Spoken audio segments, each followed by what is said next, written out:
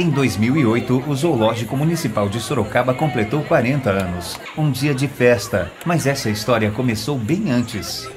Em 1916, foi criado oficialmente em Sorocaba o primeiro Jardim dos Bichos, na Praça Frei Baraúna, que durou aproximadamente até 1930. Não há histórico de outro zoológico em Sorocaba de 1930 a 1965, data em que a Prefeitura Municipal de Sorocaba determinou o aproveitamento de extensa faixa marginal do rio Sorocaba, construindo um jardim para recreio da população, inaugurado em 1966. Já então a Prefeitura Municipal de Sorocaba estava empenhada nas negociações com a velha chácara Quinzinho de Barros, de propriedade da família Prestes de Barros. Em 30 de novembro de 1966, realizou-se a transferência da chácara para a Prefeitura, dando origem ao Parque Zoológico Municipal Quinzinho de Barros, inaugurado em 20 de outubro de 1968. Algumas memórias. Meu avô, Quinzinho de Barros, cujo nome é Joaquim Eugênio Monteiro de Barros, era um homem folgazão, alegre, meu avô. Quando minha avó casou com meu avô, isso em 91, a casa estava abandonada. Ele disse que a casa estava cheia de cobras e coisas, e problemas, e no fim deu tudo certo, ela ficou. Eles moraram lá o tempo todo, o casamento, nasceram os filhos dele.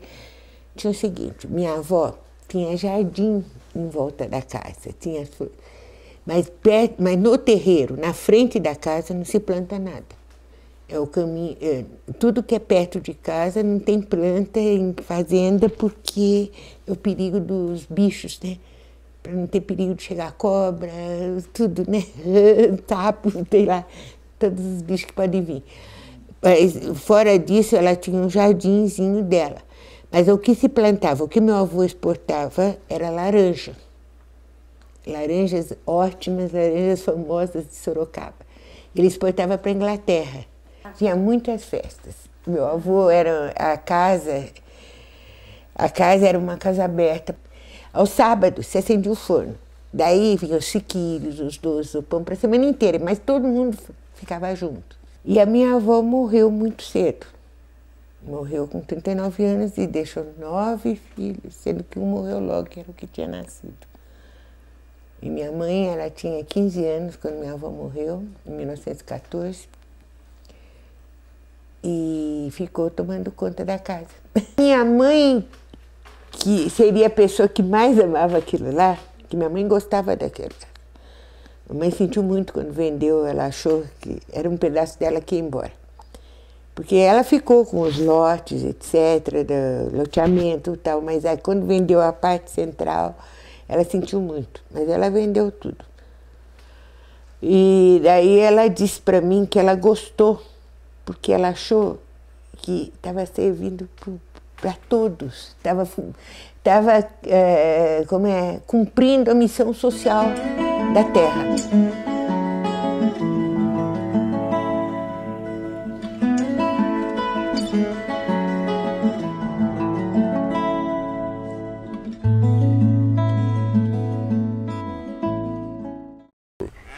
Na década de 60, eu fazia a faculdade de Medicina Veterinária em Botucatu. Então, eu frequentemente, voltava a Sorocaba e eu visitava o famoso Jardim da Margem, que era o segundo zoológico que Sorocaba teve. Então, do Jardim da Margem que veio para o Quinzinho. Então, nesse tempo eu estudei, me formei, estagiei um ano no Zoo de São Paulo e nessa mesma época que o Quinzinho foi fundado. Daí me convidaram para para vir ser veterinário do Zoo de Sorocaba. E a proposta era interessante, porque a ideia qual era? Era que se mantivesse a fazenda original com alguns animais, que eram aqueles que foram transferidos do Jardim da Margem lá para a área do atual zoológico. E os animais eram adquiridos através de troca. Agora, o curioso era que a troca era por gêneros alimentícios, por exemplo, o urso foi trocado por um caminhão de abóbora. Então a gente começou a estimular o crescimento do zoo em Sorocaba. Porque naquela época a gente tinha anta, urso, tinha zebra, camelo. Então daí a gente começou com esse contato mais intenso com São Paulo a conseguir uma série de animais. Daí foram chegando leões, depois tigres, a chimpanzé a gente já tinha, e então a gente começou a conseguir animais, inclusive como a gente tinha uma boa comunicação com outras entidades, inclusive até com circos, então aqueles animais que os circos não utilizavam mais eram transferidos para os Sorocaba. Eu já tinha uma experiência com creche, criar animais à mamadeira. Então trazendo essa experiência para Sorocaba foi muito boa, porque as pessoas assim, elas deliravam com a ideia de carregar um leãozinho, carregar um chimpanzé.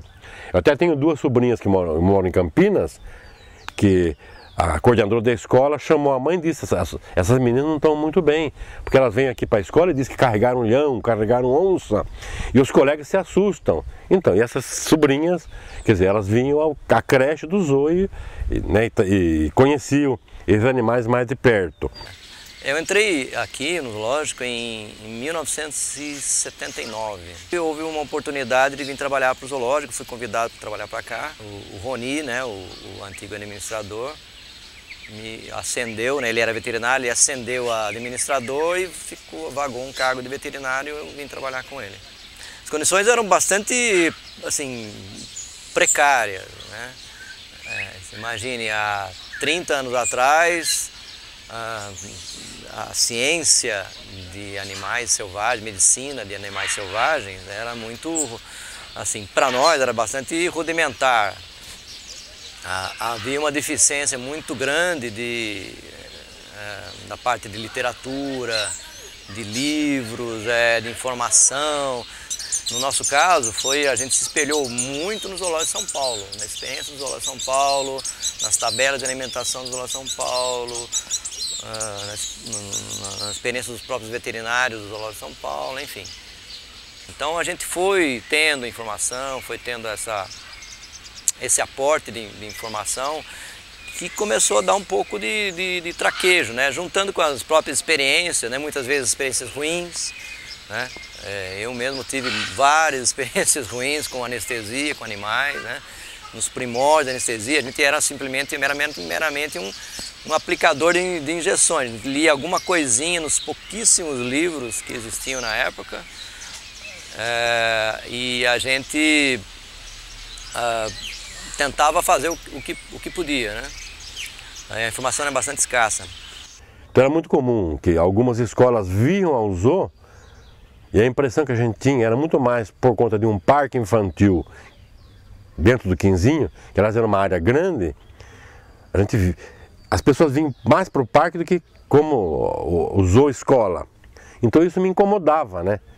Então a gente pensou durante muito tempo o que poderíamos colocar no local em substituição ao parque que tivesse um bom impacto e que as pessoas entendessem. Daí surgiu a oportunidade de se conseguir um elefante. Com a chegada desse elefante para o zoológico, tivemos que construir um recinto em um ambiente adequado. E a única área disponível era o parque infantil. Então veio ao encontro do que a gente queria, trazer um animal interessante, que as pessoas gostassem, e o parque pode ser demolido e o elefante até hoje reside nesse local. As coisas começaram lentamente a melhorar, a própria sociedade dos zoológicos começou a haver essa troca de informação, começou a haver um conhecimento maior do que dava para ser feito, o que não dava para ser feito, enfim. A partir lentamente, então, as coisas foram tomando mais um rumo melhor. O Zoológico de Sorocaba ele foi o pioneiro no Brasil a pensar que os animais e as plantas que existiam aqui não eram uma simples vitrine, né? Que tudo isso tinha muito mais a oferecer, que a gente tinha um potencial a mais, além de dar lazer para as pessoas. Então isso aí no começo dos anos 80, o nosso zoológico começou a trabalhar com essa história de ensinar as pessoas a gostarem da natureza. E a gente tinha a ferramenta muito importante, que eram os animais, as plantas e muitas crianças que vinham aqui. E eu acho que a educação ambiental ela começou a crescer também a partir do momento que a gente começou também a estudar e a fazer pesquisa em educação.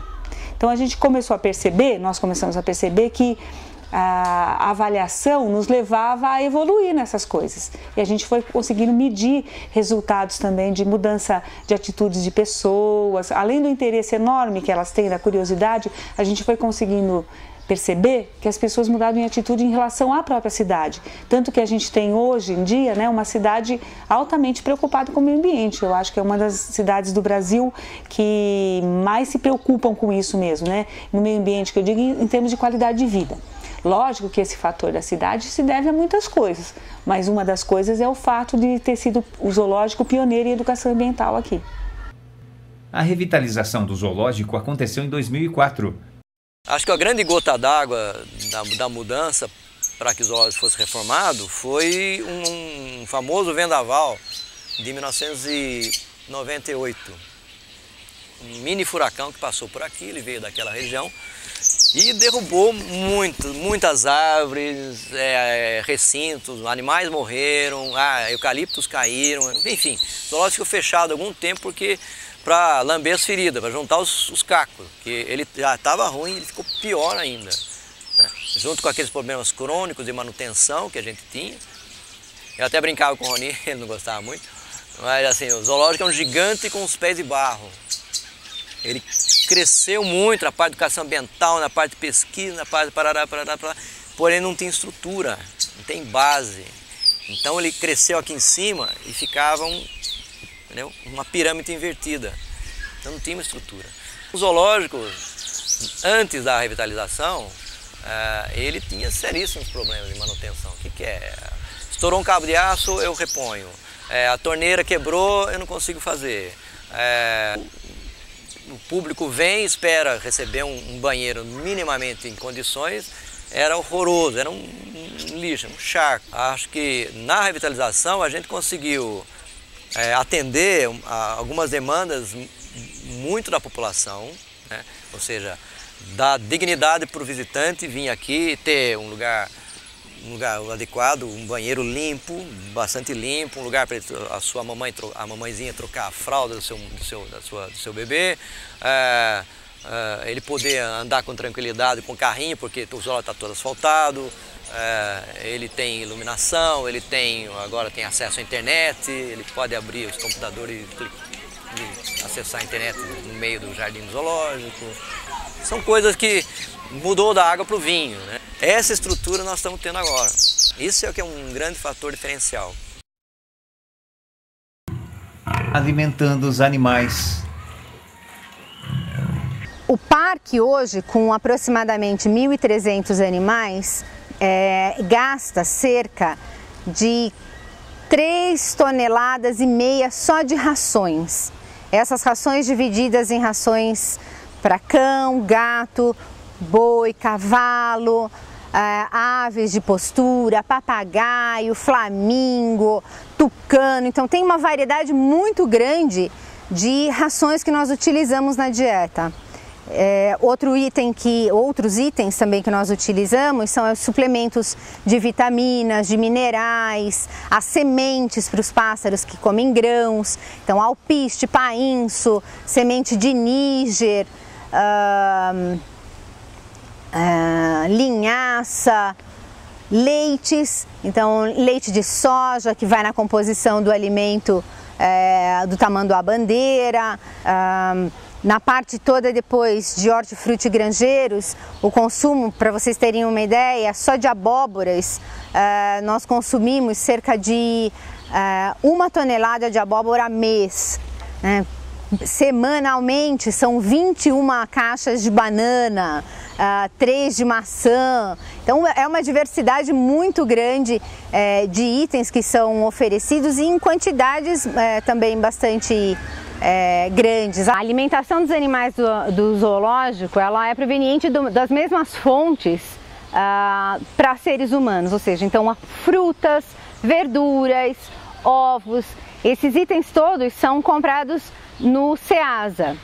As carnes são carnes certificadas, então são carnes que vêm de frigoríficos, peixes de peixaria. As rações, elas vêm de distribuidores de rações essas que são comprovadamente boas, não é qualquer tipo de ração. Então a gente de tempos em tempos manda essas rações para análise em laboratórios para justamente se certificar que tudo que está naquele rótulo realmente é real. Bom, a cada novo funcionário, a cada novo tratador que vai preparar a alimentação dos animais, eles têm uma tabela de alimentação que é como se fosse um livro de receitas. Então eles têm os ingredientes, para cada grupo, para cada animal tem suas particularidades, o tipo de corte, tamanho, peso. Bom, o horário de alimentação é um dos horários onde se tem que ter maior atenção quando a gente está tratando dos animais de fato. Por quê? Pelo fato de eles estarem em cativeiro, eles estão condicionados, eles estão acostumados a que num determinado horário, com um determinado som, com estímulo de cheiro, a movimentação do tratador, eles já sabem que aquela comida está chegando, que a comida chegou. Então o animal se torna muito mais excitado, muito mais agitado e ele quer essa comida muito mais rapidamente. Então, praticamente a maior parte dos recintos daqueles animais que podem oferecer risco, que são os grandes felinos, os grandes macacos, a lontra, a ariranha, existem compartimentos dentro do recinto que os animais são isolados para que possa ser posta comida com calma, com nenhum risco para o bicho e nem para o tratador. Então o alimento é colocado e aí sim é aberto as portas, o animal entra, come, para que não tenha problemas.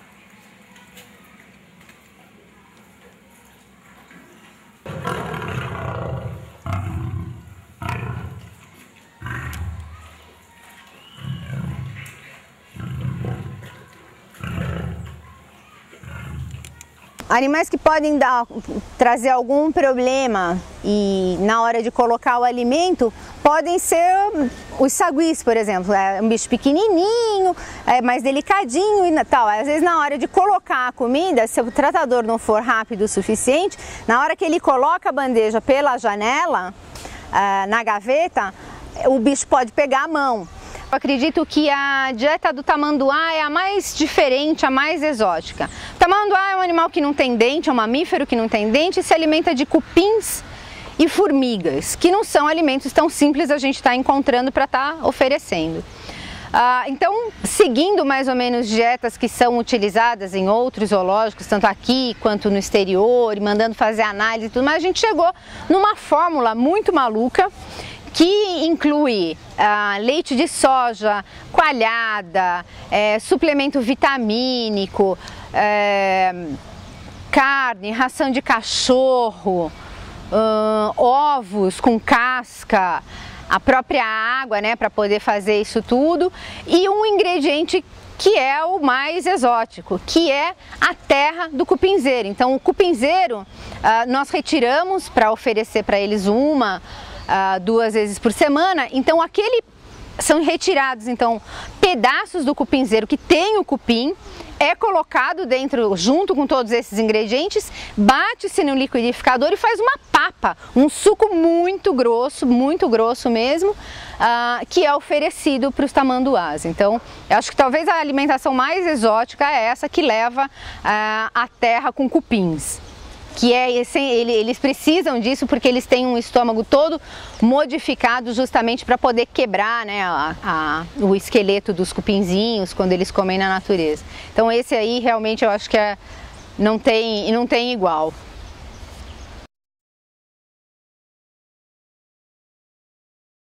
Esse aqui é o rato picado, alimento para 10 corujas, aperitivos.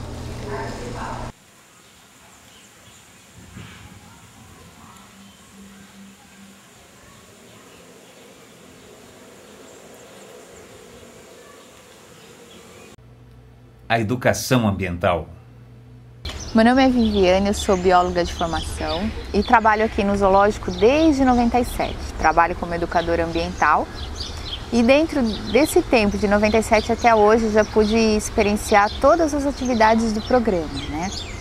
Quando eu entrei naquela época, a equipe era composta por mim e pela Nelly, e hoje a gente tem uma equipe que consta com mais 2 educadoras, Karine e Sueli. Então, hoje a gente pode diversificar um pouco mais as atividades do programa, né? Então, no passado a gente teve um clube chamado Clube Observadores da Natureza, e atualmente a gente tem um Clube Conservadores da Natureza, que é composto por 3 clubes, na verdade, 2 infantis e 1 adolescente, onde essa turma toda se reúne uma vez por semana para aprender sobre meio ambiente, para trocar informações, fazer amigos e, em contrapartida, devolver um pouco para a comunidade esse conhecimento. Meu nome é Carolina, eu tenho 13 anos, eu estudo no Leonor Pinto Tomás, que é uma escola municipal.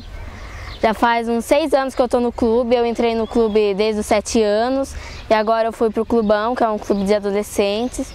E assim, o que eu achei mais interessante no clube foi que, como lá em casa a gente já tratava dessas coisas de cuidar do meio ambiente, meus pais também gostam bastante de bicho, de planta, então quando eu entrei no clube foi assim uma coisa mais normal, mais por vontade, por querer. Me ajudou bastante na escola, nas matérias, cada semana é um assunto diferente, um dia a gente estuda matas, outras águas, as plantas, os bichos, então é sempre um assunto bem variado, é muito gostoso, é relaxante fazer um clube assim, é muito interessante. Dentre todas as atividades do programa, nós temos uma atividade que é muito procurada pela comunidade, não pela comunidade escolar, mas pelo público sorocabano, que é o chamado Transou, que é o Transando Zoológico. Esse curso acontece há mais de 20 anos, durante os períodos de férias. Então nós temos em janeiro o Transou para crianças de 4 a 6 anos, que é o chamado Transou Pimpolho, e também para adolescentes de 12 a 18 anos. Em julho, nós realizamos o Transou Criança, que é para criança de 7 a 12 anos, e em dezembro o Melhor Idade, que é para o público da melhor idade. Esse curso é um curso muito especial porque ele tem estratégias diferentes. Ele acontece durante uma semana, onde o público participa de várias atividades, como grito de guerra, elaboração de bandeira, oficina, saída a campo, elaboração de teatro.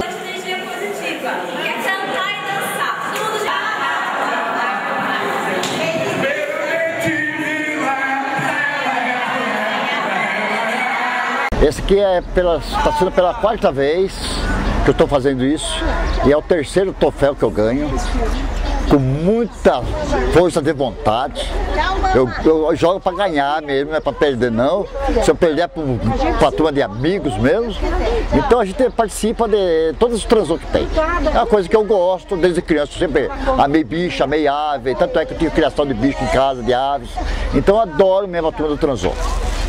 E tem uma parte a mais querida ou a mais desejada nesse curso, que é a madrugada ecológica, que acontece no último dia do curso, onde o público passa uma noite aqui no zoo para conhecer os mistérios que envolvem os animais noturnos.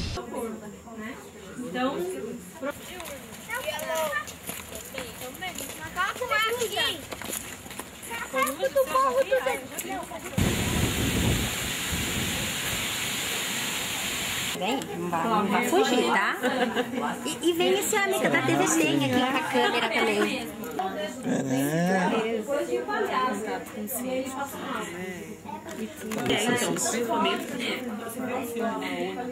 O passeio foi muito legal, foi muito interessante.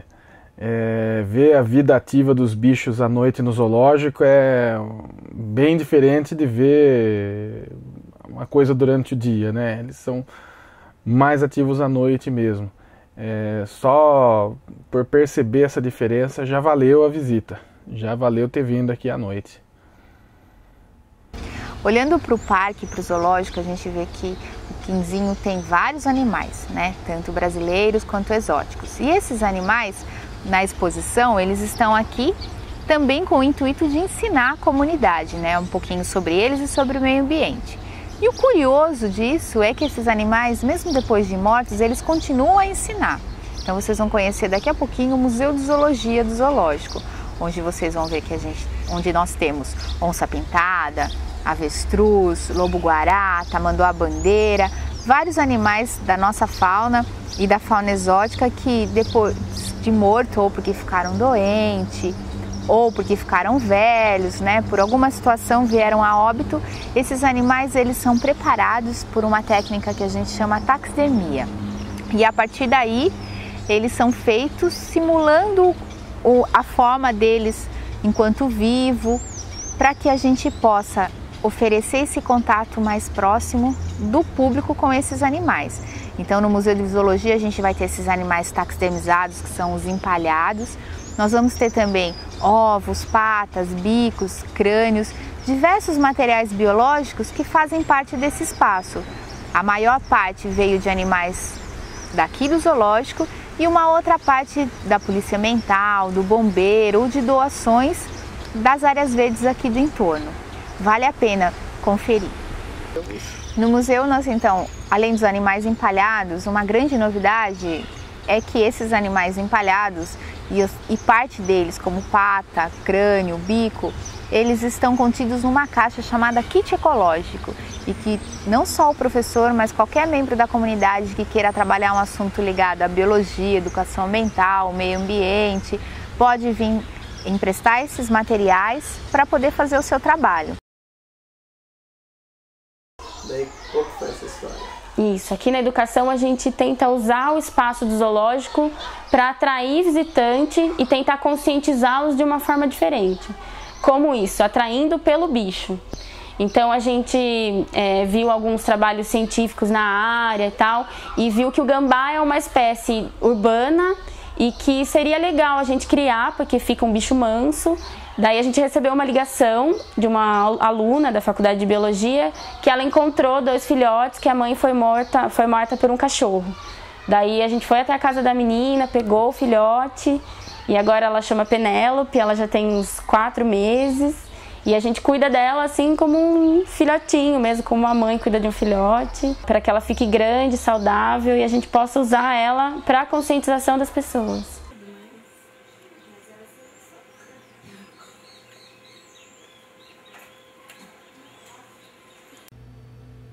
O setor extra.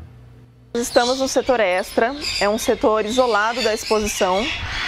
O público não chega nesse espaço, porque aqui é onde ficam os animais que são excedentes do zoológico. Ou são excedentes, ou estão internados, ou estão em quarentena, que são animais que acabaram de chegar. Eles sofrem um período de adaptação, de exames médicos, para serem incluídos no nosso plantel. Aqui vocês podem ver que, como não tem público, não tem cerca distanciando as pessoas da tela dos animais. Então, aqui você entra em contato direto com o animal se ele quiser tocar em você também. Por isso que a gente tem essas listas no chão, que é a distância de segurança que você pode chegar perto da tela, para não ocorrer acidentes. Isso previne os acidentes, porque os animais não são bonzinhos. Outra coisa que diferencia bastante da exposição é que não tem ambientação recinto. Ele é feito de concreto e grade, que é justamente para ter uma limpeza melhor quando os animais estão em quarentena, quando estão em internamento, que precisa de uma lavagem mais adequada. Por exemplo, se o animal tem uma diarreia, alguma verminose. E esse é o chorão, é um macho de onça pintada, adulto.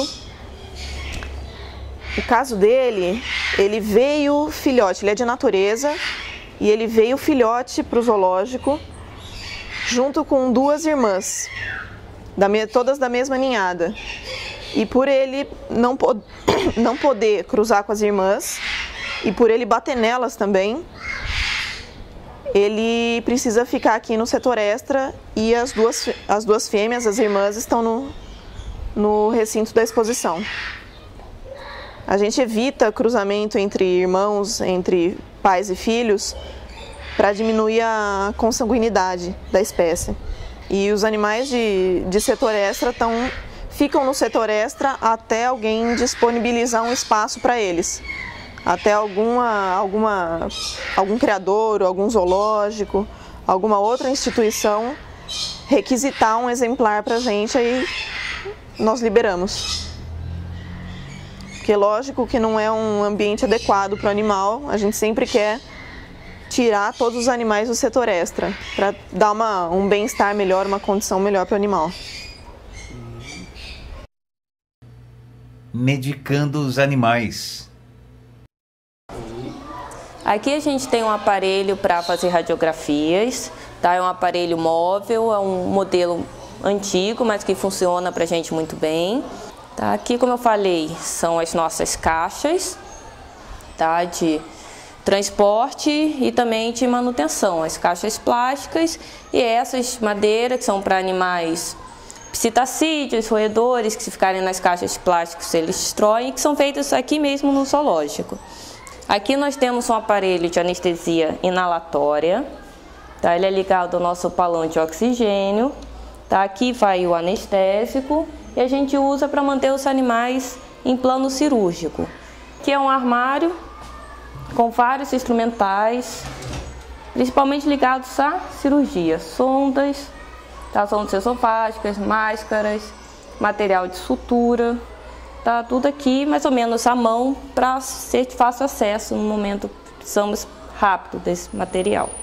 Nossa estufa, tá? A gente guarda o nosso instrumental e usa também para esterilizar.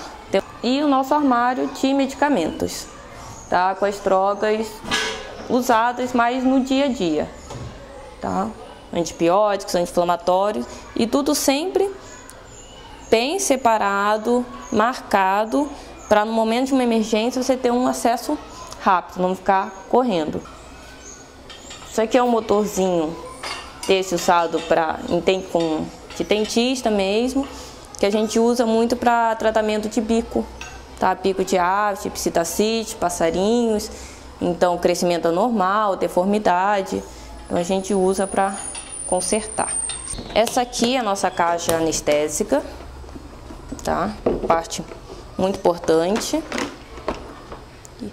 que é onde nós temos todas as drogas, tá? Para anestesia e drogas de emergência também, inclusive os dardos e agulhas, tá? Então essa maleta, ela tá sempre preparada, sempre pronta para alguma emergência, se precisar algum animal fugir, algum animal está muito mal, a gente pega ela e sai correndo pelo parque para poder socorrer. Além disso, que nós temos também alguns instrumentos aqui para contenção, por exemplo, esse aqui é um cambão, tá? A gente pode usar para pegar canídeos, chacarés também, tá? O cambão que não conhece.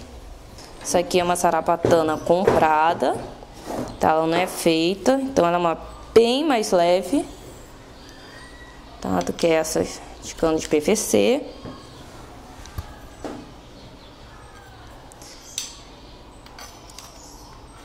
Mas é o mesmo fundamento, elas funcionam iguais, tá? E nós temos os dardos, esse aqui é só o dardo, tá sem agulha. E para que a gente vai utilizar esse instrumento? Para medicar animais, então você dá a longa distância, sem precisar contê-los. Então você coloca o dardo com a droga, o que for, mira no animal e assopra. Então animais, por exemplo, um leão, uma onça, que você não tem como fazer uma contenção manual, você vai precisar utilizar primeiro esse instrumento. Tá, aqui é o nosso bem mini laboratório. Tá, aqui a gente consegue fazer alguns exames, tipo exames de fezes, parasitológicos, um microhematócrito, a gente faz também para saber se o animal está anêmico, a gente já tem o resultado na hora. Feito aqui, no nosso freezer nós guardamos carcaças, né? Vocês não vão conseguir ver, mas está meio cheio, então são animais que vieram óbito, são animais interessantes, se mandar para taxidermia, então a gente faz a necrópsia, mantém a carcaça, depois é enviado para museu, para poder fazer a taxidermia e enviar para educação ambiental, ficar no arquivo do museu. Tá? E é isso. Acho que acabou.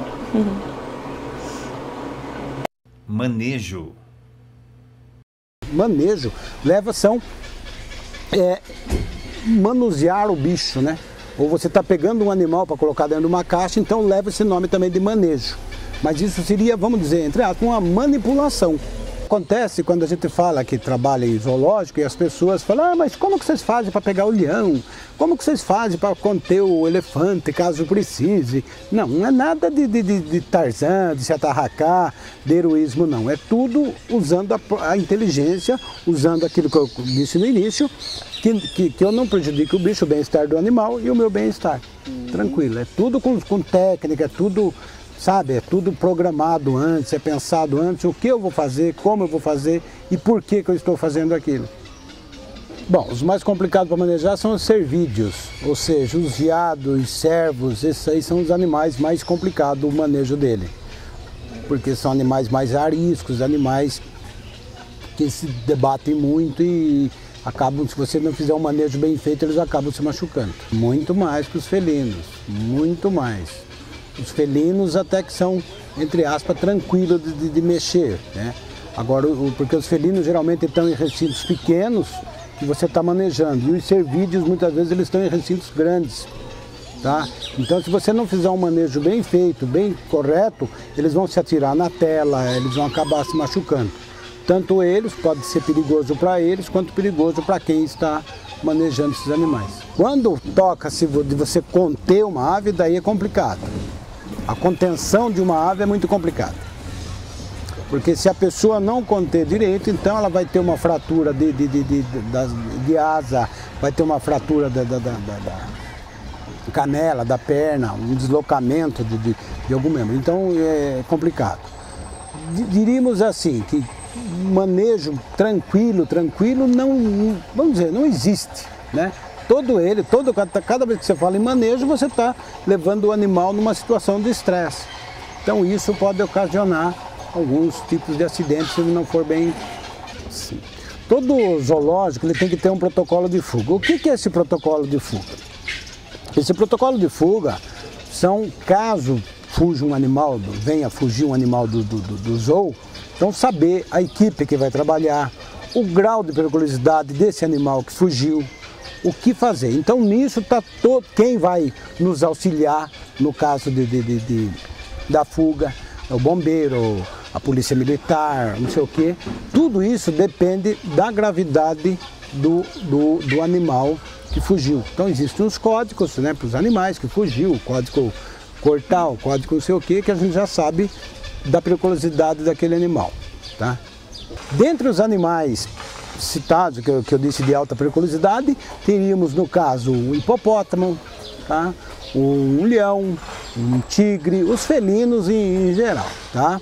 E depois nós temos os macacos, os chimpanzés, aí nós teríamos o elefante, o urso.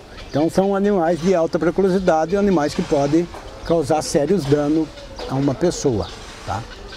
Eles entram no zoo através de empréstimo, permuta, pode ser compra, você pode comprar o animal, desde que tudo certinho. Entram por doação e retenção, que eu estava dizendo. Doação são animais que não são da nossa fauna. E retenção são os animais nossos, animais nascidos aqui. Então esses animais se chama retenção, porque esses animais não pertencem à pessoa, pertencem à união. Tá? Então se chama retenção.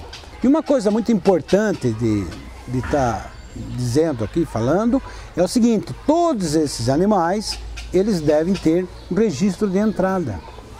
Eles devem ter um registro de entrada, um documento de permuta, um documento de empréstimo, um documento de nascimento. E esses animais, eles, por lei, devem ser cadastrados junto a um livro do IBAMA, onde eles têm um número e a gente comunica no final que esse animal, nós recebemos esse animal. E fica aqui, é isso? Fica aqui esses dados para averiguação do poder público. Quando ele quiser averiguar, eles vêm e olham. Bom, os animais que chegam no zoológico, ou por apreensão, ou por permuta, ou por retenção, né, bicho machucado que entra no zoo, a gente faz um período de quarentena, né, ele passa por um período de quarentena, ele é medicado, se tem alguma doença, faz exame de fezes, faz adaptação da dieta, né, se ele aceita a alimentação e vai adaptando, fazendo mudanças. E depois que esse bicho passou por esse período de quarentena, ele vem para a exposição. Se eu já tenho essa espécie em exposição, eu não posso simplesmente pegar o indivíduo e soltar no recinto, porque vai ter briga, né? O que está no recinto vai defender o território, vai acabar atacando, pode até matar aquele indivíduo que está chegando. Então o que eu faço? Eu faço aproximação. Eu pego uma gaiola, coloco dentro do recinto, coloco o animal que chegou recentemente dentro dessa gaiola e deixo. Faço esse período de adaptação, né, reconhecimento do recinto, o bicho que está no recinto, reconhecer aquele que está na gaiola e aquele que está na gaiola também reconhecer o outro. Eu não posso dizer que eu deixo uma semana, 2, porque isso varia. É de uma espécie para outra, de um indivíduo para outro. Eu vou observando como que é o comportamento dos indivíduos do recinto com relação àquele. E daí se está tranquilo, se os bichos estão sossegados, interagindo numa boa, eu solto. Mas eu solto e observo. Fico com o equipamento para qualquer imprevisto entrar no recinto e capturar o bicho. E fico observando, vejo como é que está essa adaptação, se está bem. E daí se aquele bicho está comendo, está indo no posto de alimentação, como é que está e beleza, é assim que eu faço. Sangue frio, os répteis.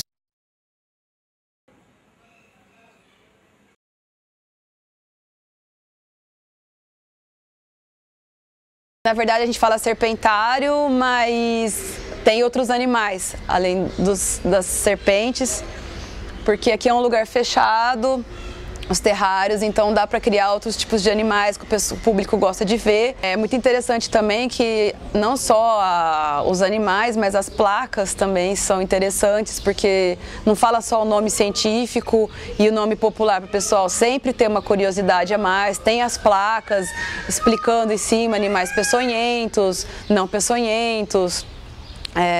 Então, para juntar a parte de visita com lazer e educação.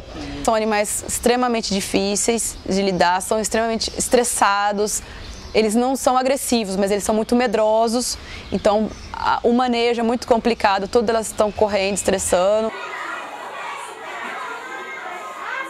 Bom, na segunda-feira, como não tem visitação pública, a gente tem a liberdade de trazer alguns animais, principalmente herbívoros e onívoros, que precisam sintetizar vitamina e cálcio.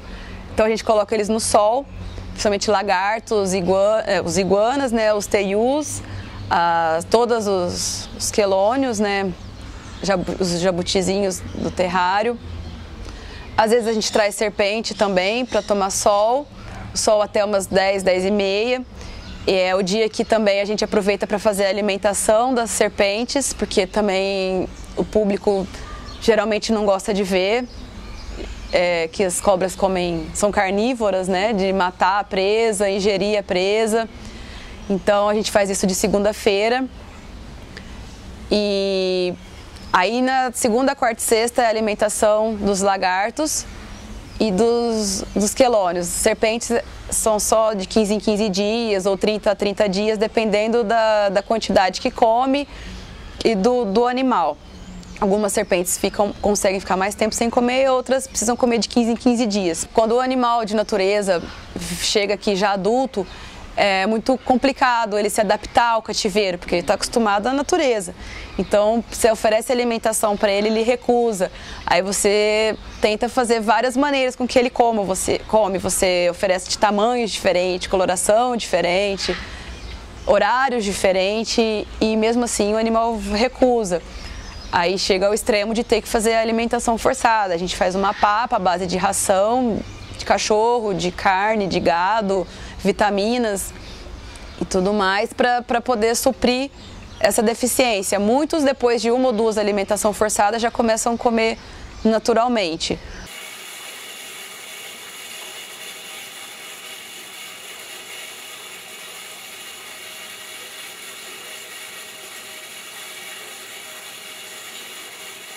Agora, com relação aos peçonhentos, a gente tem até filhotes.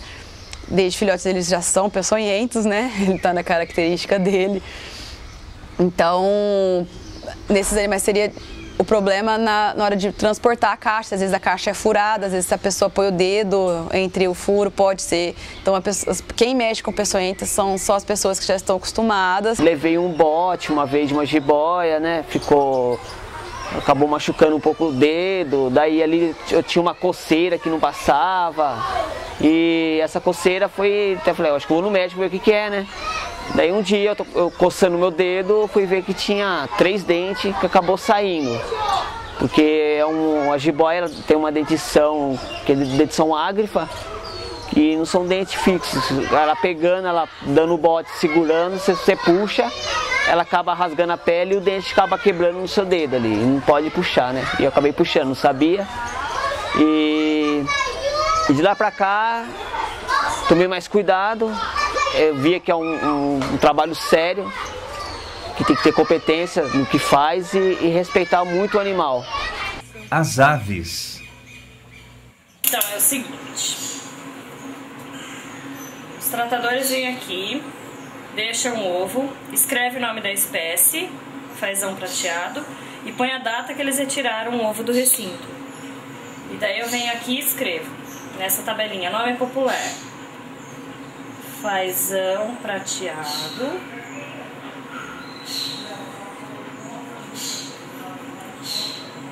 Aí eu meço a largura do ovo e o comprimento. 5,4. Daí, nessa tabela, tem uma numeração sequencial. A gente está no 194. Daí eu venho aqui e escrevo no ovo. 194. Então eu sei, agora eu posso apagar o nome da espécie, a data. Eu sei quem que é o 194. Eu sei que é fazão prateado. Foi posto dia 11 do 11. Eu tenho o comprimento, a largura e o peso.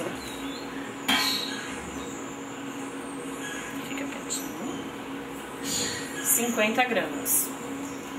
Aí, depois que eu faço a biometria, meço o comprimento, largura e o peso, eu higienizo os ovos, eu limpo, né, com uma solução apropriada para limpeza dos ovos. E daí eu tenho uma tabelinha, que é o controle dos ovos da chocadeira. Aí eu escrevo o número dele, que espécie que é, a data da postura, a data que eu estou incubando e aqui a data da eclosão. Então, cada espécie tem um tempo certo de incubação. E daí, através dessa tabelinha, eu sei quais ovos estão para eclodir. A temperatura varia de uma espécie para outra. A temperatura e a umidade. Então, aqui tem várias espécies. Pavão, mutum, fazão prateado, fazão dourado, anatídeos, né, que são os marrecos, patos. E aqui eu verifico a temperatura. Aqui está em Fahrenheit. Então é entre 99 e 101 Fahrenheit. Isso em Celsius é entre 37 e 38 graus. Daí quando o filhote é recém-nascido, a gente faz uma diluição bem fraquinha. Uma aguinha mesmo. E daí conforme o filhote vai crescendo, a gente faz uma tábua mais grossa. Os pais vêm, abrem o bico, cheio de comida, e ele faz esse movimento para puxar a comida. Bem, vamos falar um pouquinho da reprodução das aves. Já que a gente está nessa época de reprodução, vamos dar enfoque a esse tema. Como é que a gente faz aqui no zoológico para reproduzir as espécies de aves? Em primeiro lugar, eu preciso identificar que eu tenho indivíduos machos e indivíduos fêmeas dentro do recinto. Algumas espécies têm dimorfismo sexual. O que é isso? Diferença entre os sexos. Quais são essas espécies? Por exemplo, fazão, pavão, o macho é diferente da fêmea. Então, de olhar eu sei dizer qual que é qual. Tem algumas espécies que não têm dimorfismo sexual. No caso dos psitacídeos, papagaio, arara, periquito. Como é que eu faço a identificação do sexo desses animais? Por coleta de sangue. Eu coleto o sangue desses animais, ponho uma gotinha num papelzinho, envio para o laboratório identifica, né, se é macho ou se é fêmea através da análise de DNA. Feito isso, eu sei o que eu tenho. macho e fêmea. No caso dos psitacídeos, eu coloco no recinto os animais com a intenção de pareá-los, mas não necessariamente isso acontece. Eu posso ter um casal de papagaio galego dentro do recinto, mas eles não são pareados. Então, por mais que eu queira, que eu reze, que eu ajoelhe, eles não vão se reproduzir. Os animais, eles se pareiam, não é porque eu quero que eles vão parear. Feito isso, a ave precisa se reproduzir num ninho. Precisa de um ninho para se reproduzir, para botar os ovos, para incubar, cuidar dos filhotes, enfim. Existem animais aqui no zoológico que constroem o seu próprio ninho. O que eu preciso fazer? Oferecer material para eles construírem esse ninho. Por exemplo, a arpia. Eu ofereço um pedaço de graveto com folhas verdes diariamente para elas. Elas carregam esse graveto e levam no ninho. O ninho está enorme, depois até é legal você filmar. Isso faz anos que elas estão construindo aquele ninho. E a arpia constrói ninho o ano inteiro, independente de ela estar na época de reprodução ou não. Então o ano inteiro ela está carregando gravetinho e levando para o ninho.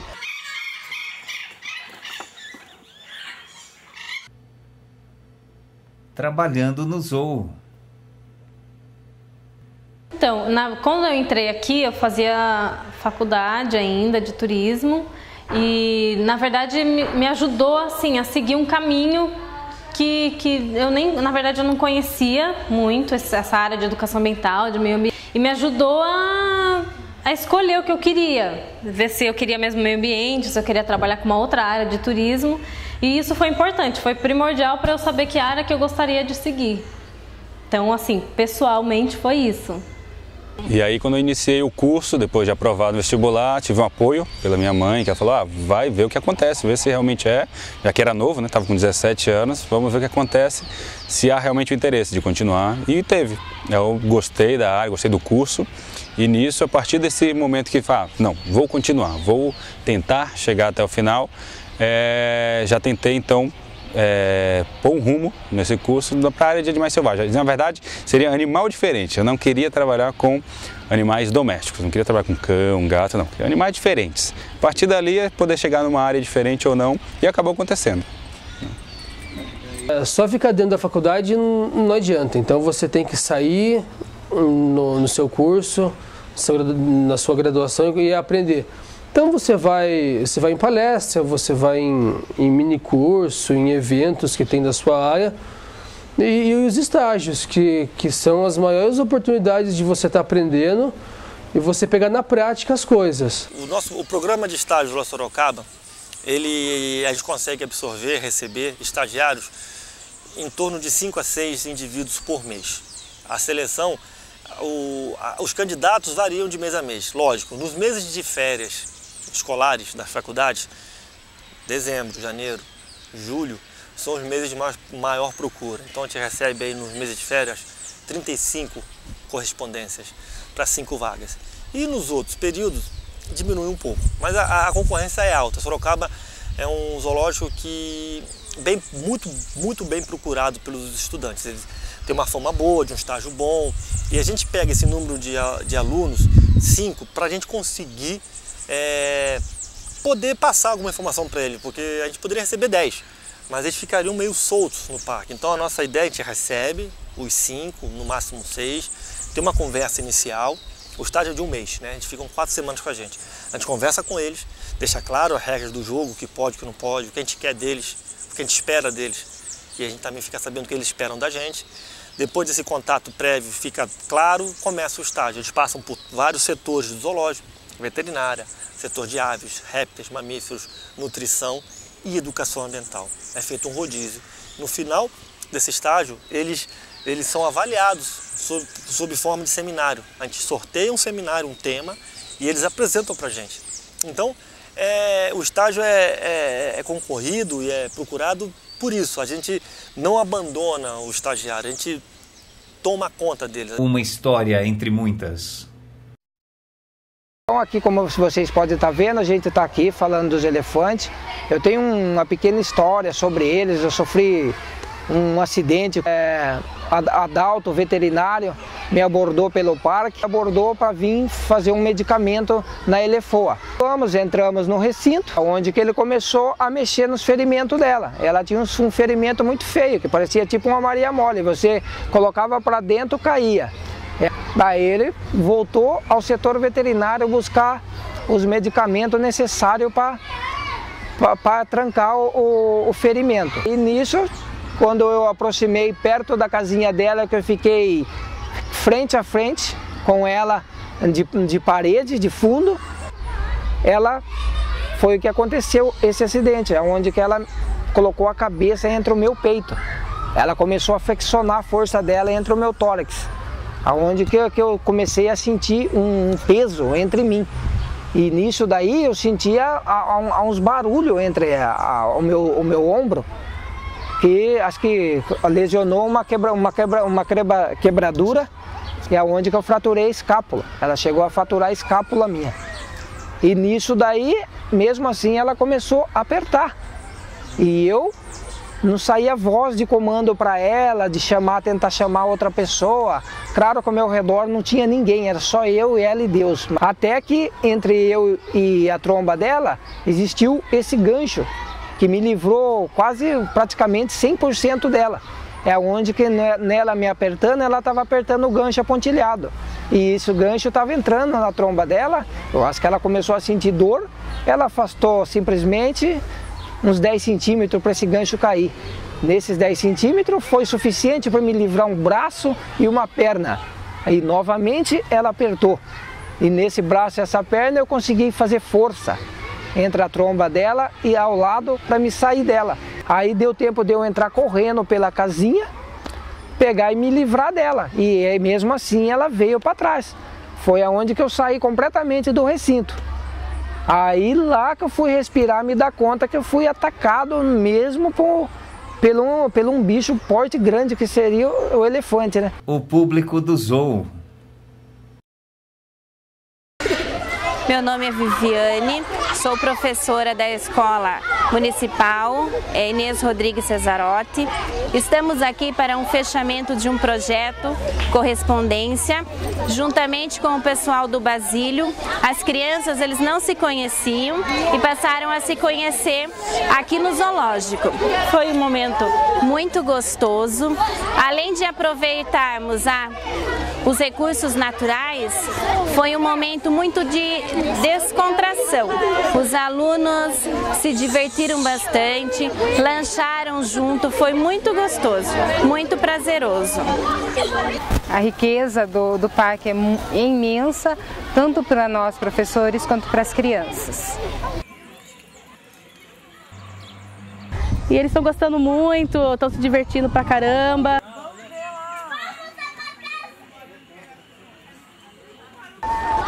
Oi, eu sou o Denis e eu gostei muito desse zoológico porque tem muitas cobras e a jararaca foi a que eu mais gostei. Meu nome é Ellen Cristina, eu gostei daqui porque tem muitos macacos, o tigre, a onça e também das cobras, que foi o que eu mais gostei. Primeira vez, né, dos menores, eles estão adorando também. Nós achamos que o zoológico aqui de Sorocaba está bem cuidado.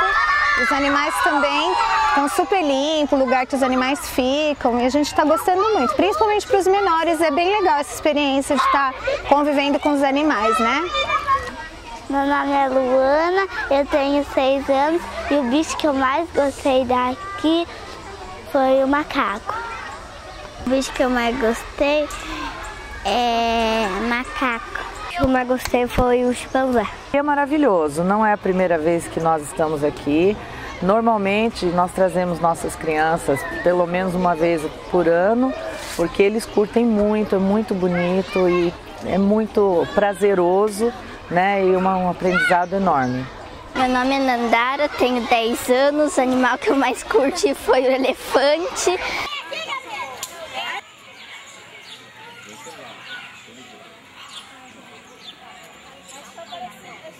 Tenho 10 anos e o bicho que eu mais gosto é o tigre. O bicho que eu mais gostei é a araña.